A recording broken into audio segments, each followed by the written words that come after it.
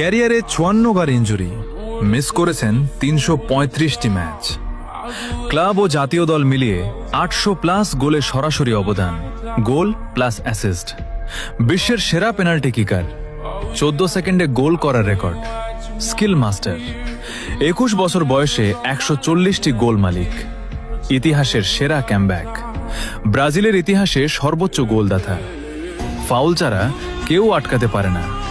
Football ইতিহাসের সবচেয়ে দামি ট্রান্সফার, 2017 সালে বার্সেলোনা থেকে পিএসজিতে 222 ইউরো।